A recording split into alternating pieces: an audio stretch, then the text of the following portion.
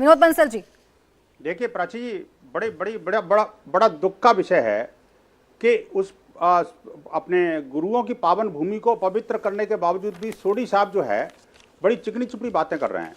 मैं एक बात कहना चाहता हूं, खैर बचाने की आवश्यकता नहीं है, खैर उनका अपना एजेंडा हो सकता है। स्पष्ट बात कर रहा हूं सर, इतनी स्पष्ट बात किसी ने करी नहीं डिबेट के अंदर। बौद्ध मत जो है भारतीय मत से भिन्न नहीं है। आपकी बात मैं बीच में नहीं बोला था, सोढ़ी साहब जरा शांत रहिए प्लीज, मेरी बोलने दीजिए, मेरी आदत नहीं है। मैं कहना चाहता हूं कि जो बौद्ध मत है वो किसी भारतीय मत से अलग नहीं है, वो हिंदू मत से बिल्कुल भिन्न नहीं है। मैं कहना चाहता हूं अगर कोई बौद्ध मत को ग्रहण करता है तो जाइए ना, स्वागत है। मैं भी बौद्ध मत के साथ रहता हूं, ऐसी बात नहीं है। वो कहीं दूर नहीं है, बाहर के नहीं है। लेकिन मुझे बताइए एक भी कोई एपिसोड दिखा दीजिए जहां के बौद्ध धर्म की दीक्षा दी जा रही हो और वहां पर हिंदू देवी देवताओं के बारे में इस तरह का विश्वमन किया जा रहा हो। नहीं, ये सारा का सारा राजनीतिक षड्यंत्र है प्राची जी, ये गहरा राजनीतिक षड्यंत्र है। हिंदू धर्म के प्रति ये विश्वमन का जो काम किया है इन्होंने, सरकार ने, वो कोई पहले कभी होता रहा है ऐसा नहीं है, लेकिन इनकी मानसिकता इस तरह की है। शुरू से ही इन्होंने जो है जिस तरह से ये जो रेवड़ियां बांटी थी, आपको पता है कि जब कोरोना काल में भी जब पैसे बांटे थे तो पहले मुसलमान से शुरू किया, फिर उसके बाद में किसी ईसाई को दिया और उसके बाद में धीरे धीरे करके वो आगे बढ़े। मैं कहना चाहता हूं आखिरकार बार बार आतंकियों का साथ देना और हिंदू द्रोह करना, ये जो जिस तरह से इन्होंने अंबेडकर का नाम लिया, बाबा साहब अंबेडकर ने कभी ऐसा किया क्या किसी हिंदू देवी देवताओं के बारे में कोई विश्वमन किया क्या? नहीं। बाबा साहब अंबेडकर ने जिस तरह से इस्लाम के बारे में, जो जिहादियों के बारे में लिखा है, वो मुझे लगता है इन्होंने पढ़ा ही नहीं, या पढ़ा तो उसको दूसरे कान से निकाल दिया। ये जो है आम आदमी पार्टी का चाल चरित्र और चेहरा बिल्कुल पूरी तरह से बेनकाब हो चुका है और निश्चित रूप से हिंदू समाज को आहत करके ये चाहते हैं कि हम जो है दूसरे लोगों को खुश कर लेंगे। केजरीवाल जी, रवि श्रीवास्तव जी, यही नई राजनीति है क्या आम आदमी पार्टी की? नहीं करेगा। अरे सर, आप किस तरीके से अलग हुए? आप पर पोलराइजेशन के आरोप लग गए। आपके मंत्री एक ऐसी सभा में शामिल हैं जहां एक धर्म विशेष को टारगेट किया जा रहा है। आप पर भ्रष्टाचार के आरोप लग गए। यही नई राजनीति है क्या? धर्म विशेष का ये दोहरा चरित्र क्यों है? देश की अस्मिता को टारगेट किया जा रहा है। आप दोहरा चरित्र कब छोड़ेंगे? किया जा रहा है। रवि जी जवाब दीजिए। देश की मान्यताओं पर आक्रमण कर रहे हैं ये लोग। गुजरात के इलेक्शन में पांव के नीचे से जमीन खिसक रही है, इसलिए तरह तरह के आरोप, तरह तरह के एलिगेशन और तरह तरह का ड्रामा खड़ा किया जा रहा है। इलेक्शन को छोड़ दीजिए, आप पहले ये बताइए आप माफी मांगोगे कि नहीं मांगोगे? हिंदू देवी देवताओं के विषय में इस तरह का घोर अपमान करना और ये धर्म कंटेंट चलाने पर माफी मांगोगे कि नहीं मांगोगे? आपका दासी वीर हो क्या? आपका दासी वीर हो क्या? हिंदू समाज से माफी मांगिए, हिंदू समाज से माफी मांगिए। अरे कैसी बात कर रहे हो आप? जिन देवी देवताओं को आप पूजने का ढकोसला कर रहे हो, उन्हीं का निरादर करने की बात कर रहे हो और देश की राजधानी के अंदर कर रहे हो।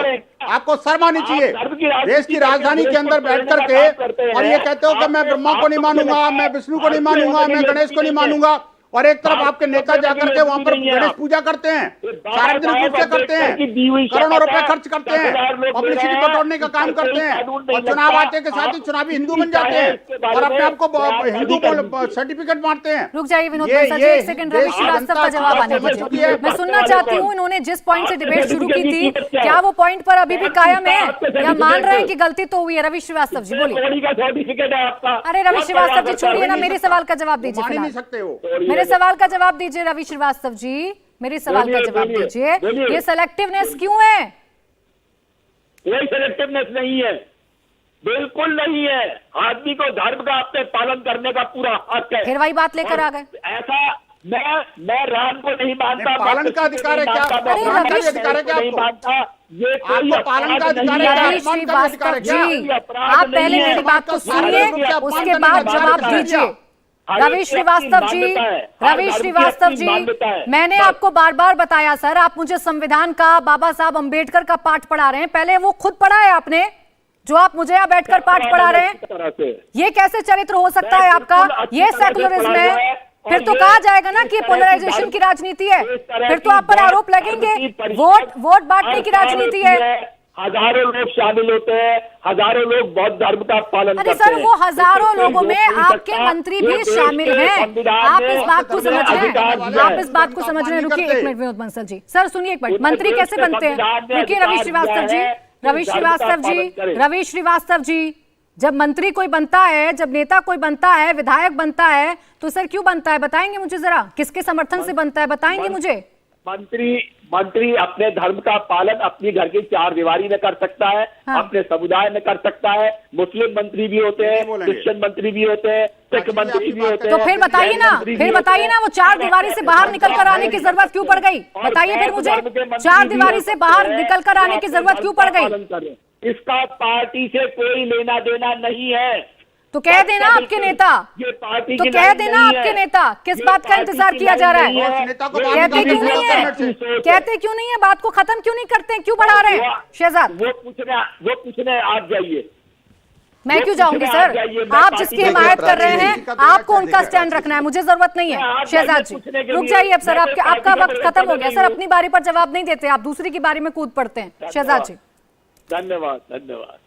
प्राची जी, जनता इनको जवाब देगी, देखिए करारा जवाब देगी। धर्म के मैं अपनी बात रख हाँ ठीक है रवि श्रीवास्तव जी, ठीक है, आपकी बात आ गई, मैं समझ गई। आपको संविधान का बहुत ज्ञान है सर, मुझे नहीं है शायद, या यहाँ बैठे जितने भी पैनलिस्ट हैं किसी को नहीं है। शहजाद जी वो उनका नसीब। बस चुप हो जाइए सर, आ गई आपकी बात। प्राची जी, मूल सवाल ये है कि क्या भाई क्या तरीका है, मैं तो किसी के बीच में नहीं बोलता। देखिए, मूल सवाल ये है कि क्या धर्म के पालन के अधिकार में क्या किसी और के धर्म का अपमान करने का अधिकार निहित है क्या? और खासकर तब जब आपने संविधान की शपथ ली हो कि आप सभी को समान दृष्टि से देखेंगे, पहला सवाल। दूसरा सवाल, सोदी जी कहते कि ये तो उन्होंने नहीं कहा, भिक्षु ने कहा। बहुत अच्छी बात है, अगर आप इस बयान से इत्तेफाक नहीं रखते तो आइए हमारे साथ एफआईआर कीजिए उस पूरी व्यवस्था के खिलाफ, एफआईआर कीजिए उस पूरे लोगों के खिलाफ। अरविंद केजरीवाल को तो तुरंत जाकर एफआईआर करना चाहिए। इतने बड़े शिव भक्त और कृष्ण भक्त और हनुमान भक्त और सारे भक्त हैं, वो राम भक्त हैं, तो उनको तो तुरंत जाकर एफआईआर करने कौन गया? एफआईआर आदेश गुप्ता जी को जाना पड़ा, भारतीय जनता पार्टी के नेताओं को जाना पड़ा। तीसरी बात मैं पूछना चाहता हूं कि ये सीरियल ऑफेंडर है। ये देखिए, एक और उनका ट्वीट है जो उन्होंने आर्मी के खिलाफ किया था और आर्मी को आकर खंडन करना पड़ा कि राजेंद्र पाल जी झूठ बोल रहे हैं। राजेंद्र पाल जी आर्मी के बारे में झूठ बोलते हैं। राजेंद्र पाल जी, शहजाद जी मेरे पास वक्त सिर्फ इतना ही था, लेकिन कई सवाल हैं जो इस चर्चा के बाद जरूर खड़े होते हैं और उसका जवाब मुझे नहीं मिल पाया। इंतजार करना होगा कि आम आदमी पार्टी का स्टैंड इस वीडियो पर क्या है। बहरहाल बहुत शुक्रिया आप सभी का हमारे साथ जुड़ने के लिए और इस चर्चा में शामिल होने के लिए। इंडिया टीवी हर वक्त हर जगह डाउनलोड करने के लिए सर्च करें India TV news Google play store या ऐप स्टोर पर।